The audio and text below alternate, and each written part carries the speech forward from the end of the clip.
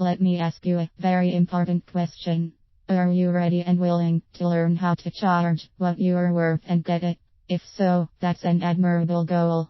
However, in order to do that, you must be able to remove the interference which is getting in the way.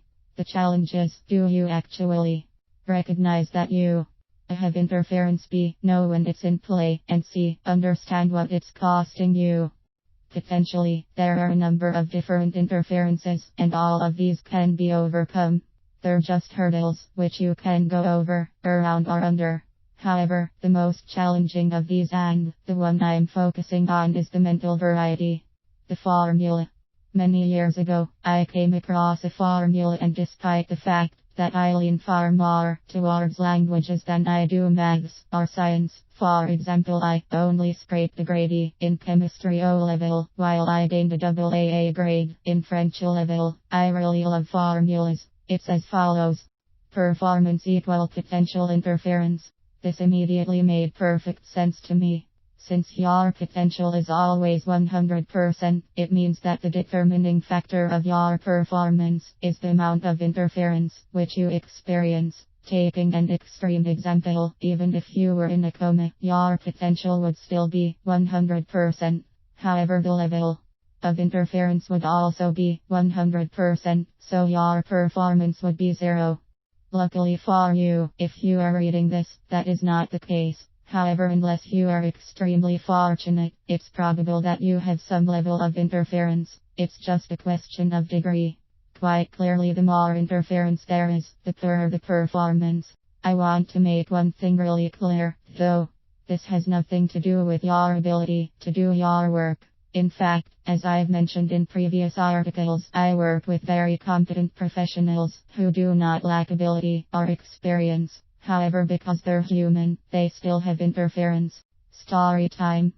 Yesterday was a sunny, summery Sunday, and I was happily strolling along the quay in my hometown when I bumped into one of my professional services clients. He was so engrossed in his interference, head slightly down, and a frown on his face, that I'm pretty sure that if I hadn't seen him, he would have walked right past me, completely oblivious of my existence. Talk about E plus R equal O, which is event plus reaction / response equal outcome.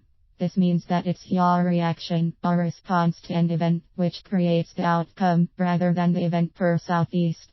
Very often, the mind makes up stories and creates catastrophic outcomes, the like of which would have the hardiest of men trembling in their boots. The mind is adept at either looking back at the past or looking to the future, what I call futurizing. I know the word doesn't exist, but I like it. And often fearing the worst, it doesn't know how to stay in the present moment.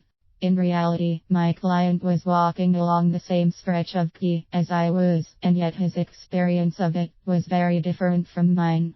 When I brought this to his attention, he became more aware, and when I questioned him on whether he had behaved in a similar way in the past when challenges had come his way, he said yes. So in effect, all that was happening is that he was running a pattern of behavior which he had run many, many times before, but had not realized. Why would he? He's a lawyer. It's not his bag. The minute you understand that you are running a pattern, you can claim back your power.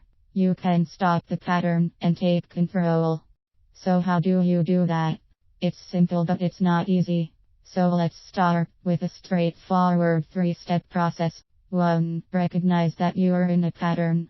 This is easier said than done, because if, up until now, you've not realized that it was a pattern, you may not recognize it when it's happening.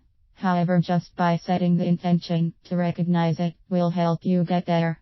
You can also use post-it notes around your home or office to remind you to stay in the present.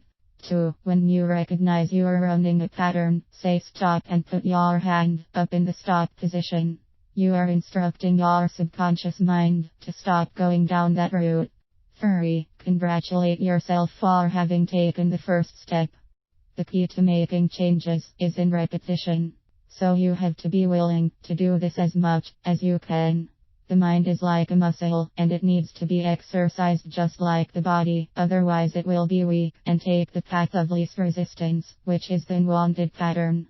This may be sufficient to start you on the journey back to being able to make decisions without interference as the dictator.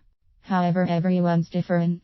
Some people's patterns are extremely strong, and so more draconian measures may be required. What stories is your mind making up, which are not serving you, and are not true? And are you believing them?